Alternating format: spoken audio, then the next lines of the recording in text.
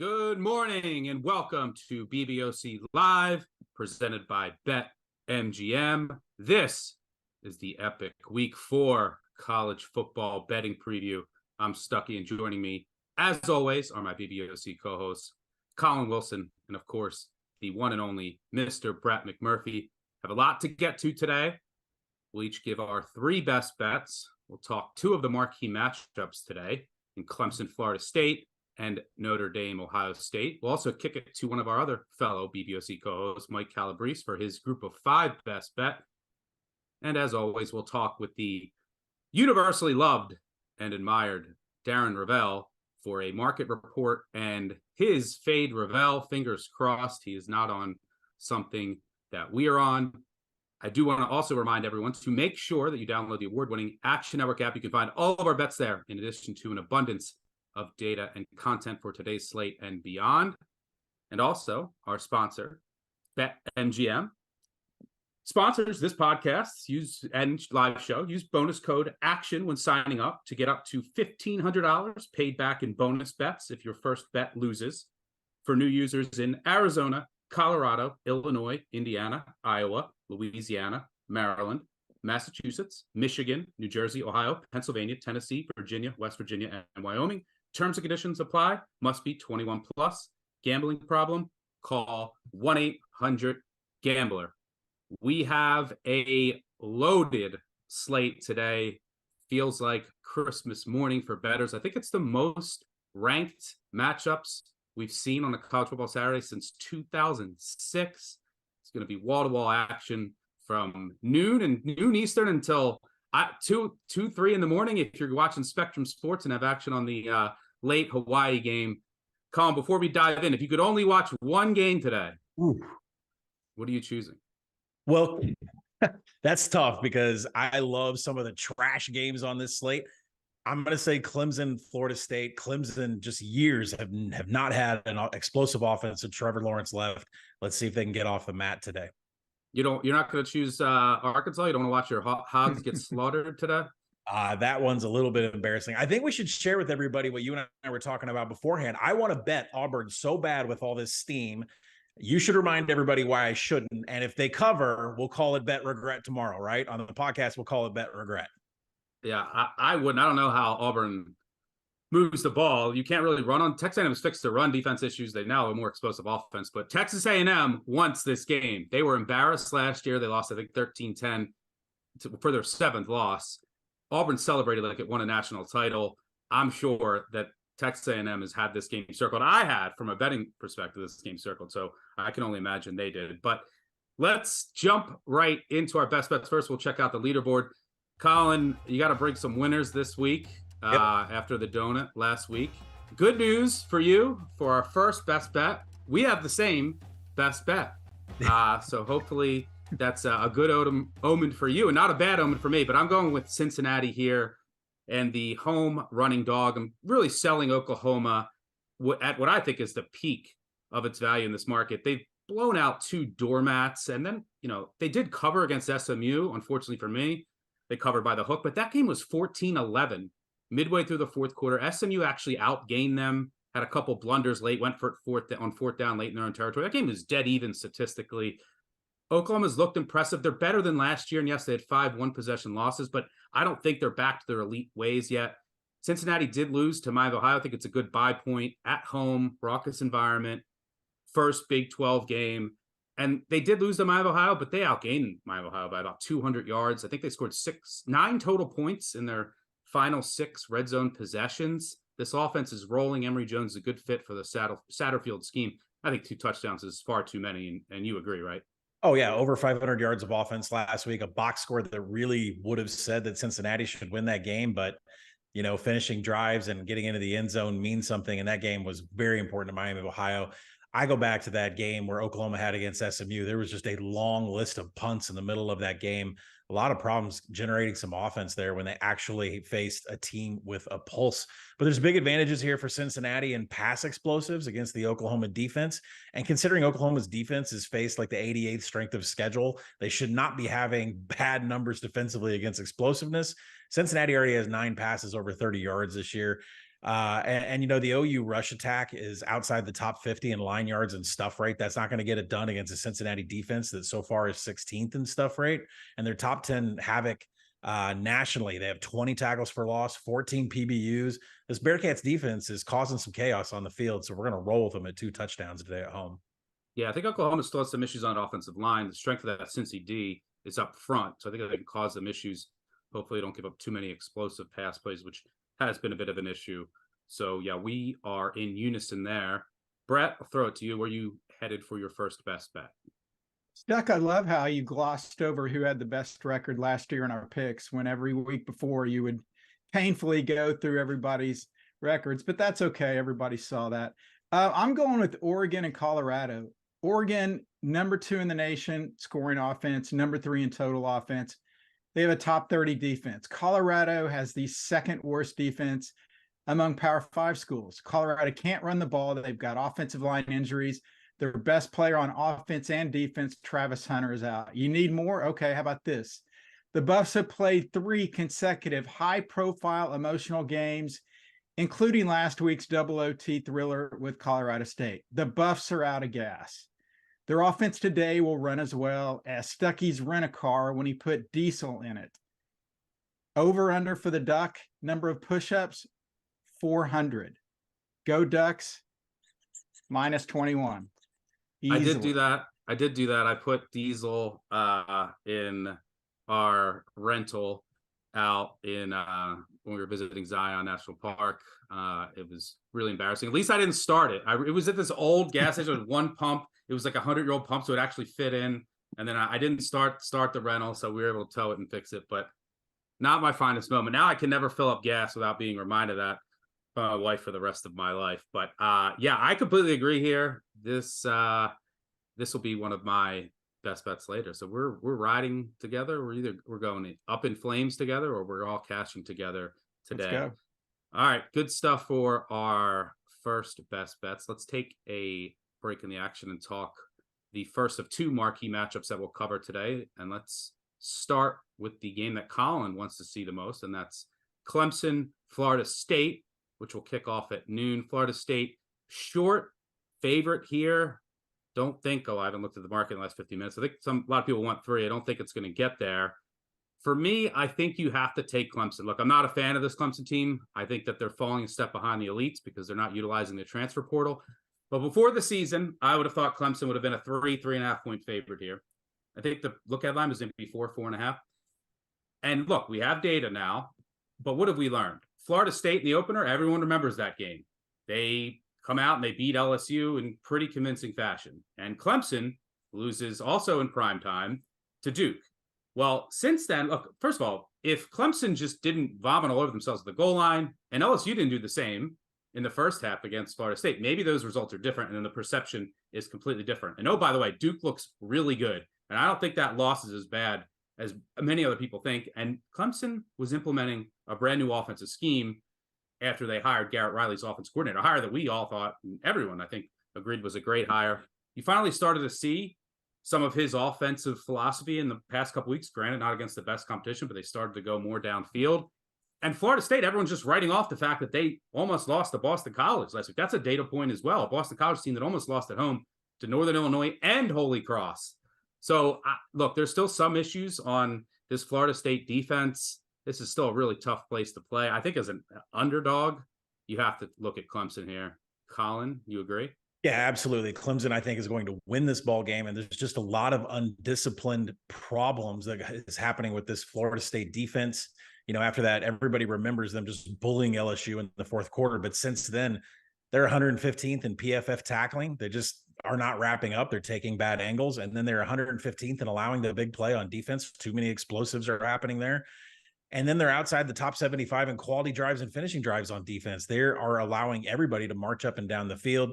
But more importantly, they have not been good at controlling the line of scrimmage on defense at all. They're 49th in stuff rate, and that is where Clemson is going to eat all day with Phil Maffa and Will Shipley. And Cade Klubnik, listen, we can talk about him not throwing downfield and running a lot of quarterback draws, but Clemson right now is second in the nation in standard down success rate. They are going to move that ball in first and second down ahead of schedule. Like probably play keep away from Keon Coleman, Johnny Wilson. But I mean, this is a Clemson secondary that is a year older and much better. So I like Clemson to win this game outright. Yeah, massive game. I mean, if Florida State wins this, they are in the driver's seat for the ACC, for a college football playoff spot. If Clemson wins it, they're right back in the discussion. They're now in the driver's seat for the ACC championship, and it will throw a wrench into everything. And look, in a year where it doesn't look like there's a lot of separation at the top, these marquee games today are absolutely massive. Brett, I know you don't have an opinion here. Anything that you wanted to add? Yeah, no, I just think this is a desperation spot for Clemson. This is their season right here. Florida State, they want to prove that they are a legit national title contender and can actually win the ACC. I agree with you guys. I'm conflicted. I agree with you guys about Clemson, but I've got over Florida State on their season win total. So let's hope Florida State wins by 1. Let's see that happening. All right, let's move on to our second best bets of the day. I'll kick things off. I'm going to fade my Cats here. Kick off shortly. Can Kentucky, by the way, get not a noon kickoff for the bars here? I think they kick off against Florida too at noon next week. So a little bit of a sleepy spot here for Kentucky, who's played nothing but trash at home.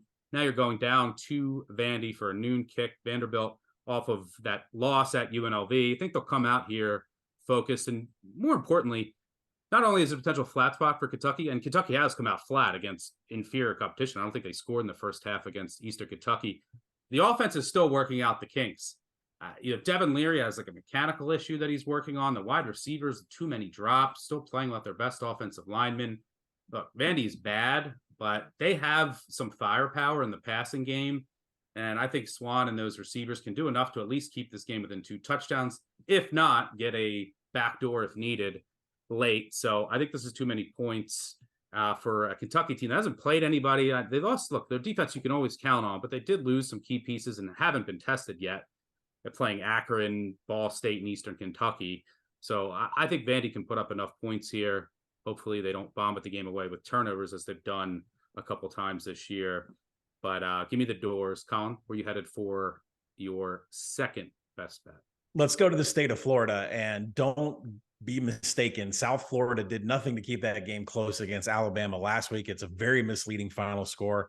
South Florida never had an explosive drive. They only had one methodical in that rain. They averaged 1.6 yards per play in standard downs. That close score was not because of South Florida whatsoever. And Rice has just been cruising since they tormented the Texas offensive line in week 1. They beat Houston as outright as an underdog. They boat raced Texas Southern. There's just monster discrepancies here in havoc allowed. South Florida can't hold on to the ball. Rice has been one of the best havoc defenses in the nation. And then in finishing drives, Rice right now is averaging 5.6 points on 16 drives past the 40-yard line. The South Florida defense has allowed 4.5 points and 15 opponent scoring chances, which means every time Rice gets past the 40, there's going to be a touchdown put on the board. Rice has been a moneymaker this year. Let's keep it going. Get the owl gifts going on Twitter.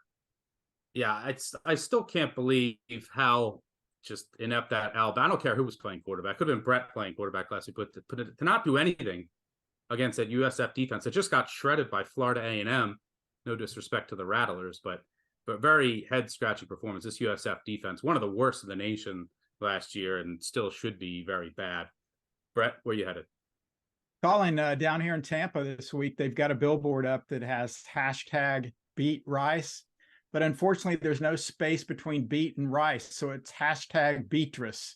So go Beatrice. Wasn't Golden Girls filmed down there in Tampa, by the way? That's Boca. We're not that bad.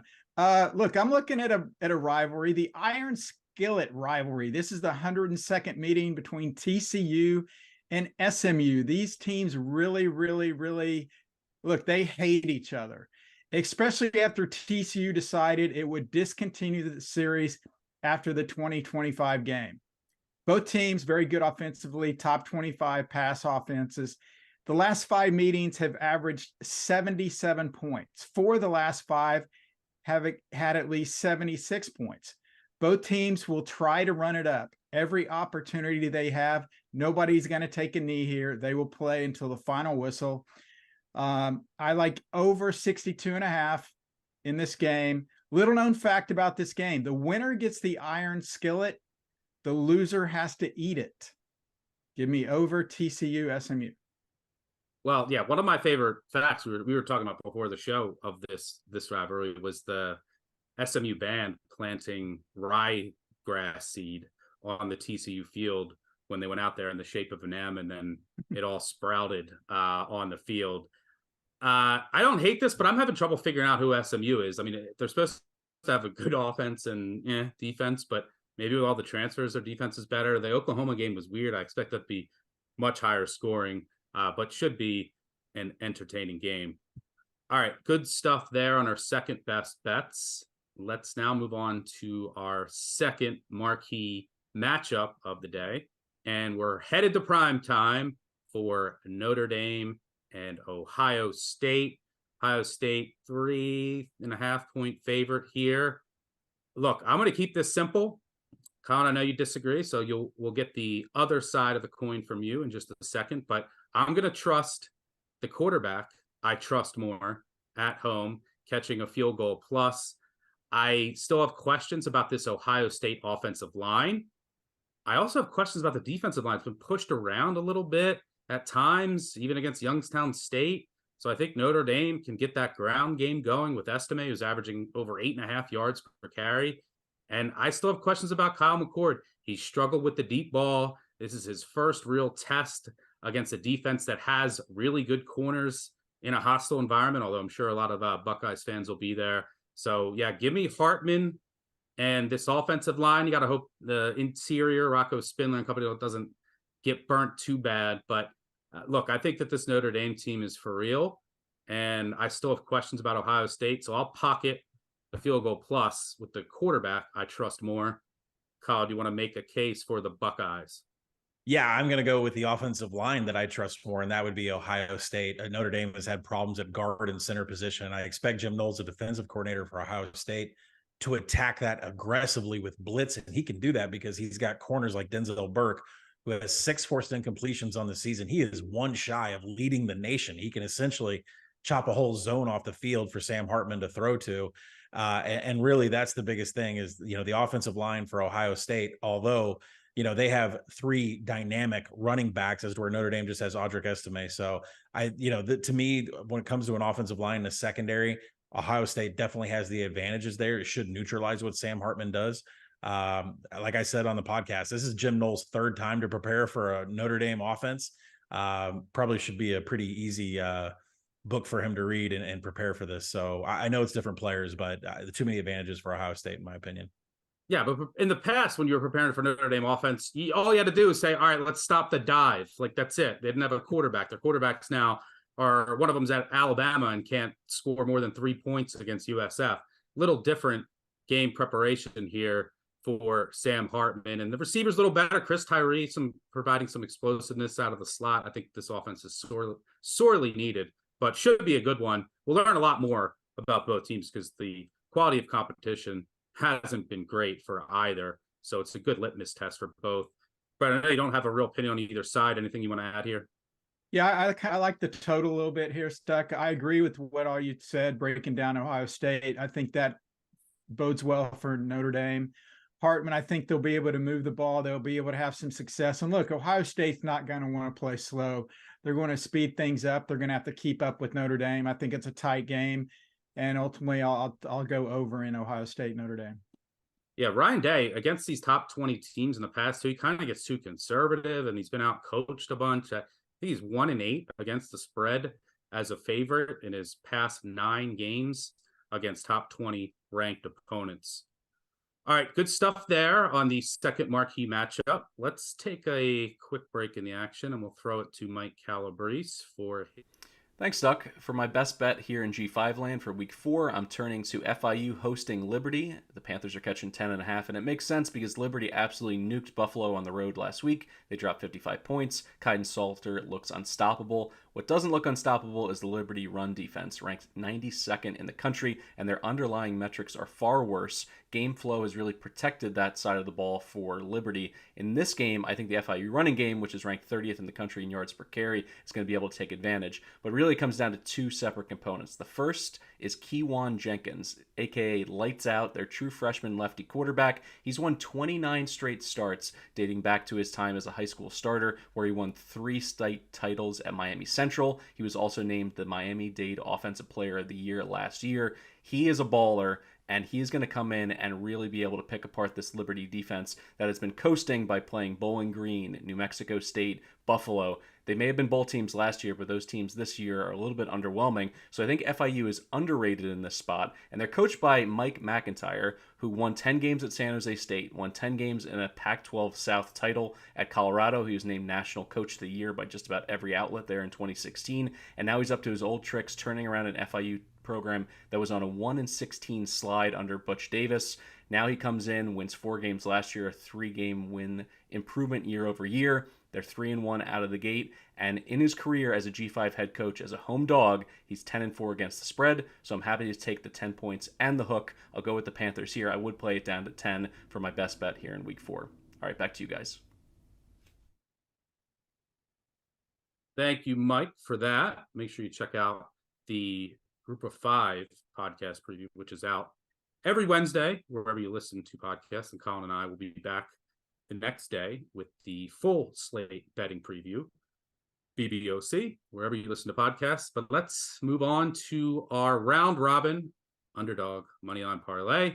Try to get 1 or 2 of these this season. I'm feeling good about this one, Collin. Yep. Where are you going to start us off with? We're not even going to go with an anchor this week. We're just going to start off with Georgia Tech. This is one of the most grinding, hardest playing teams in the nation. Offensive coordinator Buster Faulkner he was in high demand, landed at Georgia Tech. He'll be having some phone calls about bigger positions coming up after this season. But Wake Forest has been atrocious this year. Strength of schedule, 125th in the nation, and they had to come back from 24-7 down to Old Dominion to win last week. Wake Forest has got some serious problems. Georgia Tech wins today. Yeah, I agree. Hopefully they tackle better than they did on the final play against Ole Miss. That cost me a cover here last week and put a little hole in my wallet. But I agree with that one on that as well. I'm going to throw out Minor Nation. Let's go with UTEP in prime time against UNLV. I think this is a good spot against UNLV off of a win against an SEC opponent. Conference play starting next week. I make them a favorite here. I still think that this UNLV defense has major issues. You can push them up front. You can attack them downfield. They give up a ton of explosive plays. That's basically what the UTEP offense is. So let's roll with Minor Nation. Where you headed next? Let's go Maction. Let's get some Ball State going on in here. They're getting Georgia Southern, a really bad spot in the schedule for Georgia Southern here. And you can't look at any of the analytics for Ball State. They started off the season taking on Kentucky, then Georgia. So that's not going to help any of your sheet when it comes to analytics. But they did wipe the mat with Indiana State last week. This is just too many points. The game should be lined about 2. So we'll take Ball State outright to win. Let's throw Clemson in there. Short dog that I think should be a short favorite. Talked about it earlier. Close us up here. Guess who's won 3 in a row against Maine, North Texas, and UConn? Those last 2 as double-digit underdogs, and we've cashed them on our round robins. We're going to take Florida International here to get it done again against Liberty. If you look at the turnover margin this year, Liberty is living on recovering fumbles and interceptions. So that's got to come to an end at some point.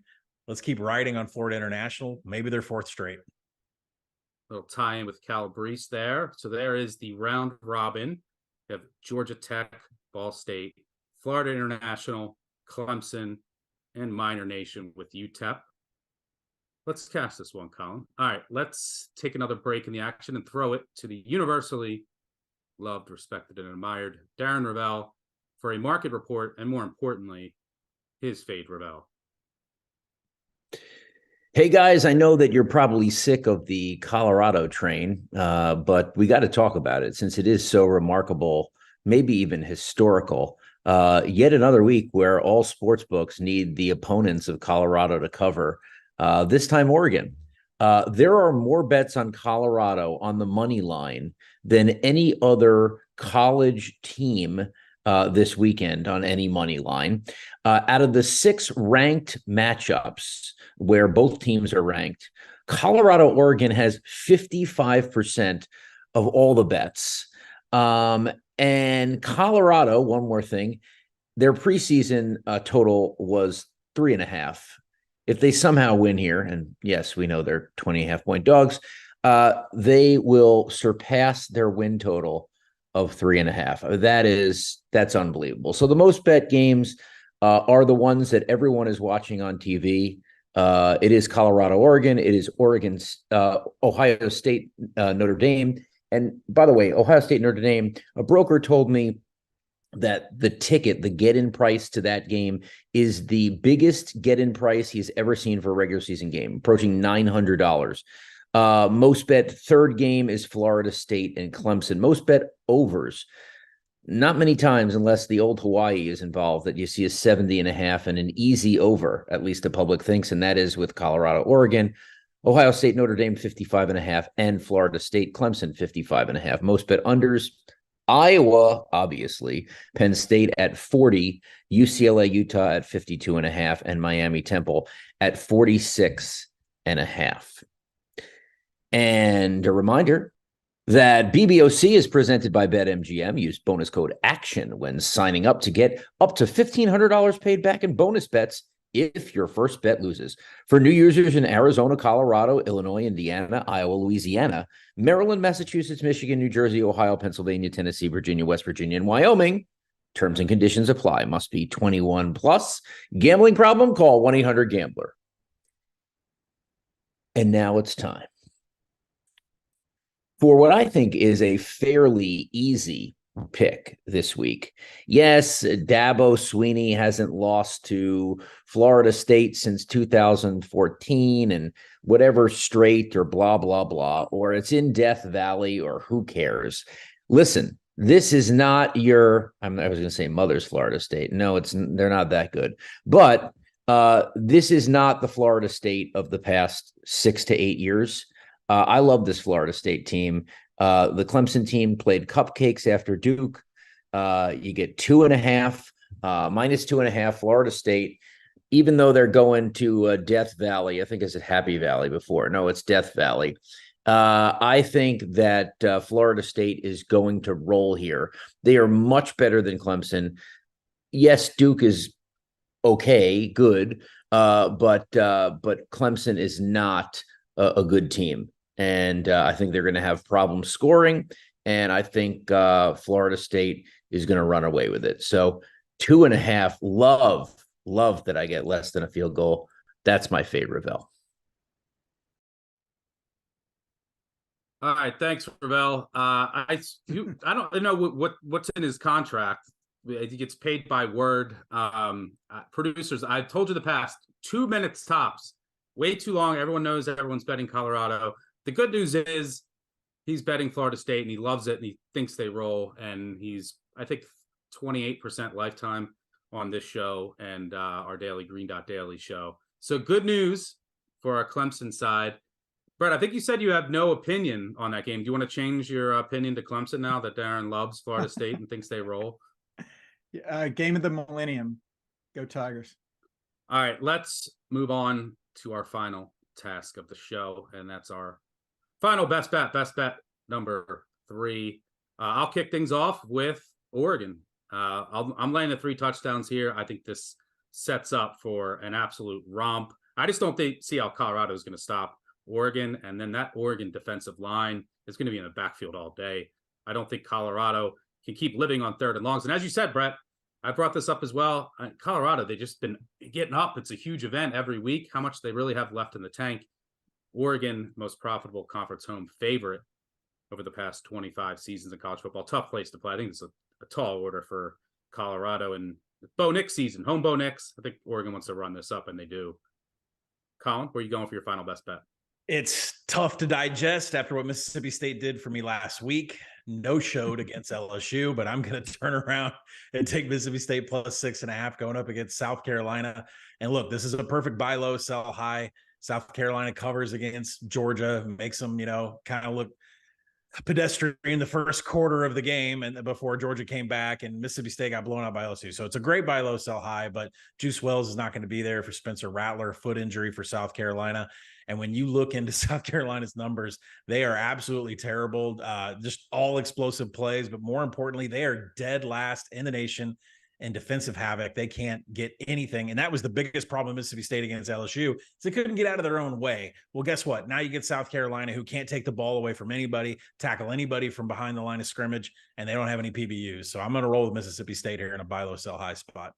I've agreed with most things that have been said on the show. Do not agree with this. Mississippi State is horrendous, but I have no money on it, so I hope you get, although I have Mississippi State win total under, so I hope they lose, but you cover.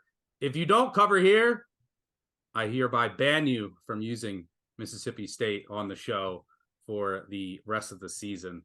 Brett, where are you going for the final best bet? Hey guys, real quick, got some breaking news. Cincinnati starting linebacker Deshaun Pace will not play against Oklahoma today. Ooh, that's pretty big. For a violation of team rules. So hopefully that doesn't hurt your Cincinnati plus 14. My final pick, I'm looking at a first half play, USC and Arizona State. Trojans go to the desert to face Arizona State when not suspending journalists and telling tales about break-ins to his Norman house. Lincoln Riley still has the Trojans offense humming along with Heisman winner Caleb Williams. Arizona State, however, they are in a much, much different situation. Drew Pine will start at quarterback. The Sun Devils have multiple players out. Coach Kenny Dillingham said this week that he will call plays this week. Why is he calling plays? Arizona State has scored only 2 touchdowns in its last 8 quarters. USC has outscored its last 2 opponents 84-10 in the first half alone. Give me USC minus 21 in the first half, and then they will put it on cruise control in the second half, looking ahead to next week's highly hyped Dion Fest against Colorado. All right, Brett going with Fight On. Good stuff there. Thank you to Collin and Brett, as always, for joining me. Thanks to our producers on the back end. Most importantly, thanks to all of you for tuning in. Make sure you download the award-winning Action Network app. You can find all of our bets there, in addition to an abundance of data and content for today's slate and beyond. Also, don't forget about the voicemail, 959-BAD-BEAT, always in my Twitter profile. Call in, let us know what you were screaming about today. It'll be on the recap show tomorrow, BBOC podcast, wherever you listen to podcasts. We will have multiple episodes throughout the week, starting with that recap that'll be out Monday morning with a week 5 look ahead. Thanks to our sponsor, BetMGM. Thanks for tuning in. Good luck with all of your wagers. We will see you same time next week, 10:30 a.m. Eastern. Good luck and cheers.